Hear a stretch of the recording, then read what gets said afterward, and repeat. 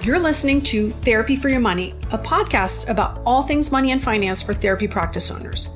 If you want to feel confident and in control of your financial life, then you've come to the right spot. I'm your host, Julie Harris. I'm an accountant and the owner of Green Oak Accounting.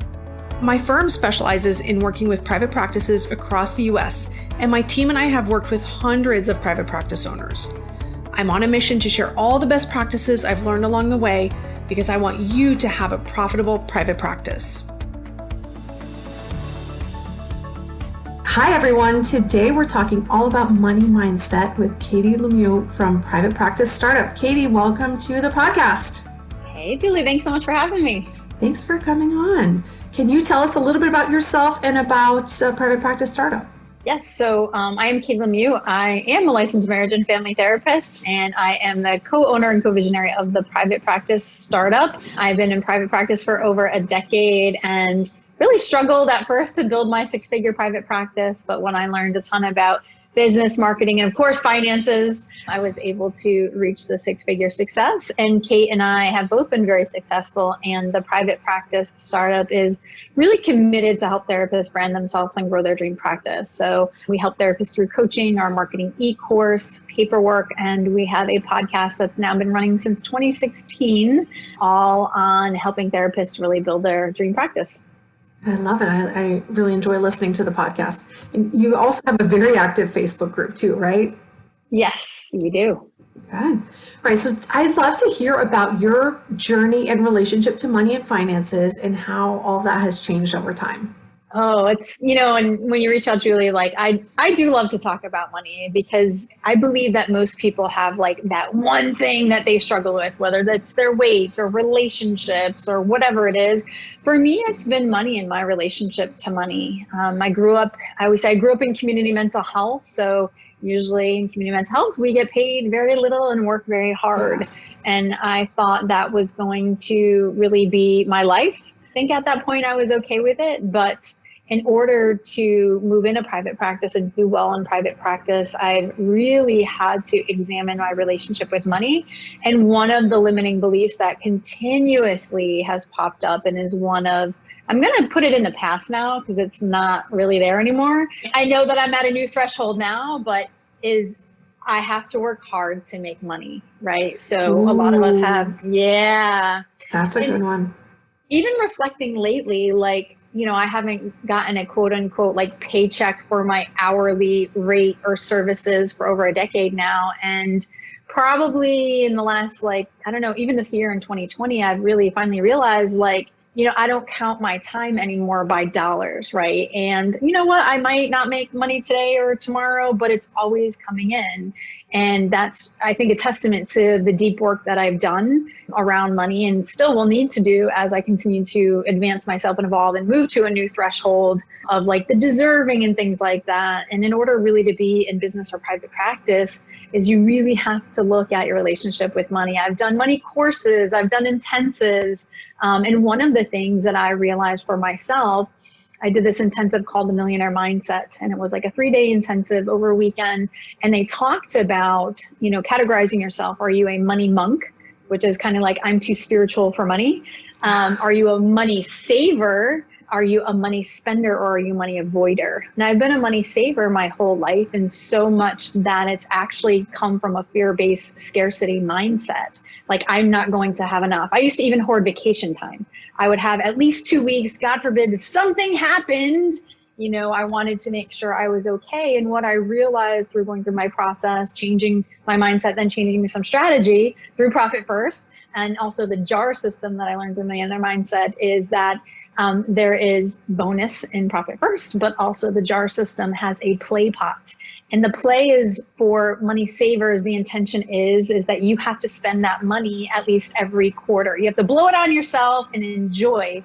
And I really wasn't enjoying the fruits of all of my labor, coming from a really fear-based scarcity mindset, worrying, saving, always thinking something might happen. So I've really learned to enjoy spending on myself and feeling good about it. I remember the first time I did that, I had $300 and I went to TJ Maxx and I was like, woohoo. My only objective is to spend the $300. And buy one item for $300 and that's great. Or I could buy five. And before in the past, I would be like, I don't really need that. Or I don't want to spend $80 on a pair of shoes. Or, I don't really want the seafood. And I'd lie to myself because this was less. And there's really no joy in that. So it's been a lot of work on the money mindset. Wow. So I'm not familiar with the jar system. Is it similar to an envelope system? It's a little bit. So I know I hear Dave Ramsey talk about the envelope system a little bit, but the jar system is a little bit more about wealth building from what I understand from the difference. And the jar system, 55% is expenses, 10% is education. So you're always investing in yourself. 10% is long-term. 10%, and this is, I think, very different, is what they call the financial freedom account. So that money is used to invest in passive income strategies. So whatever those are for folks, for us, it's real estate. So taking that money and investing. Now, I try to put more than 10% every time I pay myself. 5% is to give, meaning charity, things like that. And they always say, if you're just not at that place where you can give your money, is to give your time. And I know I'm missing one. Oh, play. Play is the other 10%. Got it. The TJ Maxx fund. The TJ Maxx or whatever it is, vacation and stuff like that. So yeah, I think it's a little bit different in that sense. I know, I believe the envelope system's about kind of paying down debts and things like that, like savings and. Exactly. So where you would have one for, rent and mortgage, one for groceries. So the jar system sounds a little bit more fun. But just want to clarify also, these are different from your profit first allocations in the business, right? This is all the money that you correct. Then you split into those jars. That's really interesting. Correct.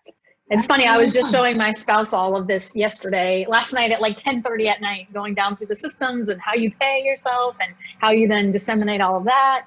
I love it. So are you still considering yourself a saver, or have you changed to another money? Good question. I'm a both and. I do save, and it's cool though that I got to tell you, Julie, there is deep liberation in being able to have these different jars and always have money to give, always have money to play, always have money to invest, and always have everything covered. It's very deeply liberating. In the same with Profit First, that was very liberating when we started implementing that. And one thing I love about Profit First is in that profit account and in that owner's pay account, business owners can pay themselves unapologetically. So you know that money is for you. It's there. It's for you. You can take it and you should spend it. Versus, I'm not sure how to pay myself. Should I take it? And at the end of the quarter, that profit money is really fun too, right? Yes. We've written ourselves $7,000 and $10,000 checks. That's really fun. That is very, very, very fun. When COVID hit, how did anything change about your money mindset? So COVID has been very interesting for many reasons for me. And one of the realizations I had was about my finances. And when COVID hit, immediately, I think in the unknown, probably me, like many others, I was scared. And you think of the disaster scenario and that life is ending and, hide all your money under your mattress. Yes. Once we got kind of through that initial shock, I felt really at ease and confident and comfortable and not worried at all, because I have had all these pots of money for different allocations. I wasn't worried. I've always saved for my taxes. I guess being a saver like that might not surprise people, but I really was able to sigh a breath of relief. And I had actually gone through some medical issues, severe neck pain, where I've actually had to taper back on a huge scale being online. So not being able to see many clients, and about 50% of my clients, because I'm private pay, initially scattered, but I was okay. And I sat back for a moment and I was like, wow, this is really the manifestation of the shift of the money mindset.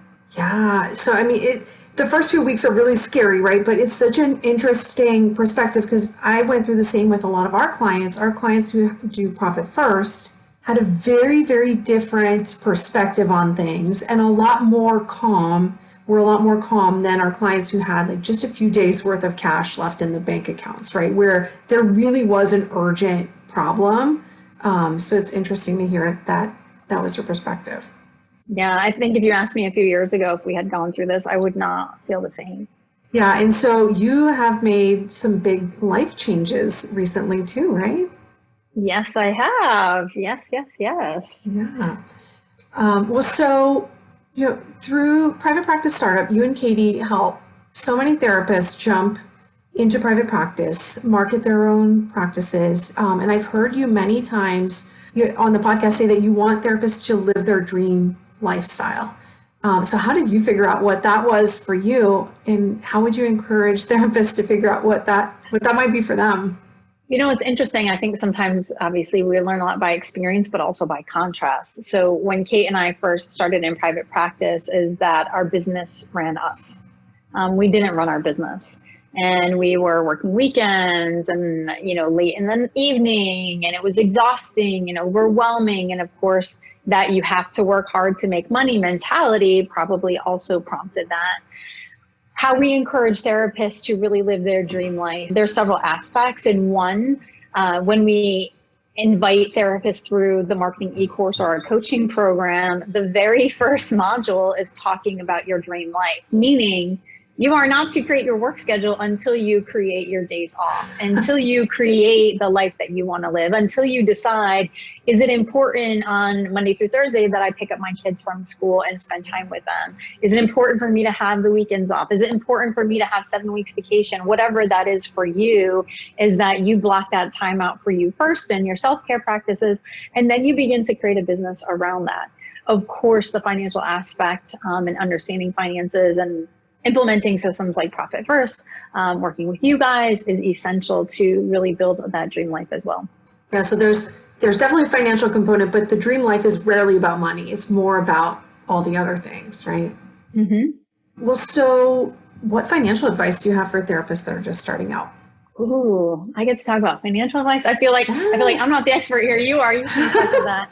I know. Well, you and I have talked about this often. I know you love working in the finances. You do the financial piece for PPS, so I'd love to hear your perspective on it. Yeah, and yes, I'm a little nerdy. I like to actually read textbooks and things like that because I love talking about money. I'm right there with you. I figured. So yeah, when I rattle off certain laws and stuff like that around taxes, people are like, really? And I'm like, yeah, you should look into it. Just double check what I'm saying. So financial advice I have for therapists, and I definitely recommend this because I did not do this, right? A lot of stuff I did not do, is having a financial plan coming into private practice. And the reality is if you're a new private practice owner, or you've recently started within the first 6 months, or you're still bridging the gap between full-time work and part-time practice, is have a financial plan that also includes a large amount towards marketing. So you are a business now, and the majority of your money, especially early on, is going to be going to marketing and saving money for taxes. That's really important. A funny story, when I first got into private practice, I had been utilizing my CPA for a while, and I think I started making a decent amount of money, and it was like the first year, because I was still W-2, so I wasn't paying my estimated taxes, and we're just looking at everything, and he took a deep breath, and he's like, I'm like, what? And he's like, you have a huge tax liability. I was like, okay, cool. And he's like looking at me odd, weird. And he didn't even say it. He just turned the computer screen around, and I was like, okay, $17,000. Awesome. I made a bonus. And he looked at me and he's like, what? I was like, I've saved $25,000. So to me, I have a bonus. Yeah. So I think it's really important to understand these aspects. Definitely work with Julie and her team so you guys can make a plan ahead of time, because I think it's a huge slap in the face when you're not prepared. And now all of a sudden, like you said, you only have 2 or 3 weeks worth of income left, and you have to pay for an emergency something, or taxes, or whatever else. So those are kind of my 2 bits of advice, is really have a good accountant so you can build a relationship. And I know, Julie, you're so invested in the therapist, and I can't say how much I appreciate that, because we need it. And you really want to have someone who is looking at your best interest, but also helping you plan, that is an expert that can suggest things to you to really look at and implement in your business. And of course, as kind of time, well, I wouldn't say time moves on, because I'm sure you recommend implementing Profit First, because it's about the behavior. It's not about how much money can I save, right, for the bonus time or this. It's about, even if it's $1 or $2, or, in those different pots, it's really important to just implement those behaviors. Yeah, thank you for the shameless plug. Appreciate it. I did not. Well, I appreciate you guys. It's honest. Yeah, so that's great advice. So Profit First, even if you're starting at 1%, And that's the recommendation in the book. If that's all you can do is 1% in profit, 1% in tax, that's still worth it because you're not going to miss that 1%. You can put 1% there, and then slowly over time, those numbers go up and up and up, and they make a really big difference. And so what Katie's mentioning is if you have 25,000 in your tax account and you owe 17, then guess what? You get to take the rest of the money out, and it now becomes play money. So off you go to TJ Maxx, or maybe something a little fancier, but that can go into long-term investing or something else. So Profit First really works at every stage of the business. So that's really the interesting part. Sometimes there's $1,000 in that tax account, sometimes there's 100, and there's nothing wrong with that. So when it comes to marketing dollars, someone who is starting off, because you teach therapists to build their full fee practice, so like how much money do they need to start marketing? I always like to kind of go with higher percentages. When I'm calculating things like in real estate investment, I'm always going higher, so it's going to go lower, right? To me, I think you should be saving about 25% if you can, 10 to 25%, right? Especially if you're building your full fee practice, right? Like you'll probably want to invest in coaching and, website and probably some AdWords or other marketing things that are going to cost money. The difficulty is trying to build a practice and not having the funds to be able to invest in those things that are actually going to help you fast track the business. So I would say anywhere between 10 and 25%. To start off. And if you haven't taken the full leap in a private practice and you're still bridging the gap between full-time work and part-time, and you do have some money to save, I always recommend saving, like starting the plan before you launch into private practice full-time. Yeah, so starting the practice even while you're still employed and kind of using some of that money to get the business off the ground so that you've got a running start when you make the full-time jump. Is that it? Yes. So as far as dollar amount, like is there a specific dollar amount you think everyone needs for marketing, like when they just get started? Is that 500, 5,000? Because I see this question come up over and over again, in various Facebook groups. That's a good question. And everyone has like a different path into private practice, right? Like I think it's really cool and fortunate. There are some therapists that I've seen that have built a referral network. And so they use referral-based marketing when they come to private practice. So they're spending time rather than dollars, right? So it is a little bit different for everybody. I haven't personally kind of crunched the numbers. It's like, well, if you're gonna, you could build your own website or you could pay someone $500 to $1,000. You know what I mean? So I think there's different, and are you gonna do coaching? So, I guess maybe I should look at something like on the low end, this is what it would look like. On the high end, this is what it would look like. And then people can fall somewhere in between. So it's kind of what they need, what skills they have. So I haven't really looked at that and said, here's the number. Okay.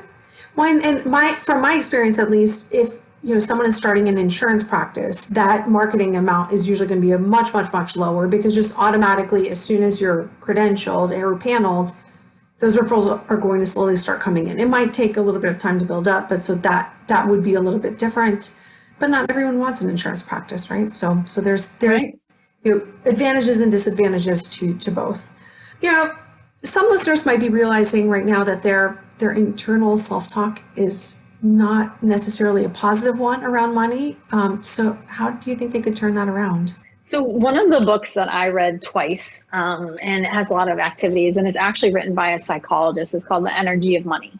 And I wish I remembered her name off the top of my head. I think her name is Maria. But The Energy of Money, and it kind of walks you through your different life experiences. So for therapists, like we probably just love this stuff, right? Because it talks about generational things. It talks about the first time that you spent money. Did you ever steal anything? Did you get in trouble for that? Did you steal gum at the grocery store and mom marched you back in? And did you get scolded? What did that feel like? So it really walks you through all these things, where did you hear? What were the messages that you heard? Did your parents say, do you think money grows on trees? Did you get to spend freely? Did you have an allowance? Didn't you? So it walks you through all these aspects to begin to look at that stuff. And then for me is following the JAR system and jumping into that strategy the strategy then kind of shifted my perception around money. And then of course, implementing Profit First. So the strategies along with the mindset work has been extremely helpful for me. Got it. So when you started your practice, how did you decide that you would start a self-pay practice? I knew being in community mental health, working with Medicaid and having all of these hoops to jump through and, everything had to be done this certain way, which is fine because I'm very much like compliance, follow the rules, no big deal. But I really wanted more freedom and liberation. And I also wanted to, I knew I deserved more, and I wanted to be able to, charge my own rate. And the thing that I didn't want to do is I didn't want someone else to have control over my money. And with insurance, I remember also too working with the billing department, and it was like, this one thing is wrong, or we have to pay back this because we didn't do this, or we didn't do that. And I wasn't going to be chasing money. And, I had interviewed other therapists, and they're like, oh, well, my billing company does that, and I'll get paid, weeks down the road. And I'm like, I don't want to live that way. I don't walk into Best Buy and say, I'll pay for this TV in 6 weeks. It's just not how I kind of wanted to live. I wanted to know what was coming in, what I could charge, and have that money, and for me to be in control of that. That's a really interesting phrase you use. I didn't want to be chasing my money. That makes a lot of sense. Where you wanted to be in control, you get paid every time. There's no hoops to jump through. I wonder what that does to the mindset as well, as far as having to chase your money. That's a really interesting perspective. Katie, what is your favorite business or financial book, and why?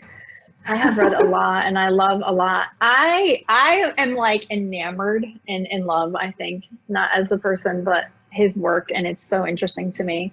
So there's a book called Never Split the Difference, and the author is Chris Voss. And Chris Voss was an FBI hostage negotiator, later utilizing his skills as a hostage negotiator to negotiate anything in business, life, parenting, etc. And I love the book because it's so relates to therapy, because a lot of hostage negotiation and negotiation in business is everything that we know as therapists. It's active listening, it's empathy, it's reflection, it's summarizing, it's tone and inflection.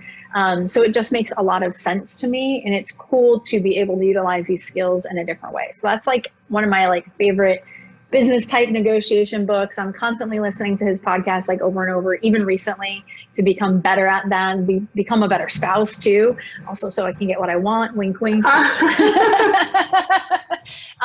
I do financially, I really love Profit First. That's made a huge impact on that. And like I said, being a little bit geeky, reading tax stuff, Tom Wheelwright's book on accounting and tax. He's one of Robert Kiyosaki's Rich Dad Advisors. That has been really interesting too. So I could go on about books, but those are a few of my top. Those are a few of the good ones. I love Robert Kiyosaki. All of his books are great. Have you read Fix This Next by Mike? I am in the middle of that. Actually, Mike Michalowicz is my most read business book author. I have read everything, but yes, I'm halfway through Fix This Next. I think that's a good one too. The framework is really, really interesting as well. Great. All right. Tell our listeners where they can find you. Awesome. So you guys can find us at privatepracticestartup.com. That's our website. Or of course, you can find us in Facebook at Private Practice Startup. Just look for our community group and just ask to be a part of the group. And we're going to welcome you into the Startup Nation family. Perfect. And we will link to those in the show notes as well. Katie, thank you so much for being on the podcast. It was such a nice, I had such a nice time chatting with you today. Thanks so much for having me. All right, listeners, what's your action item for today? How's your money mindset?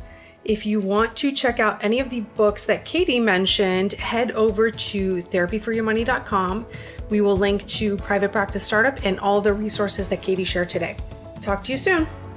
If you need some accounting help, head over to therapyforyourmoney.com and click on the Green Oak Accounting button. There you can find out lots of information about my accounting firm and all of our specialized services for private practice owners. The information contained in this podcast represents the host and guest's general opinions and should not be construed as personalized accounting and tax advice. Listeners should consider all facts and circumstances before applying this information and seek appropriate advice from an accountant, financial planner, lawyer, or other professional. Any info provided does not constitute accounting, tax, or legal advice.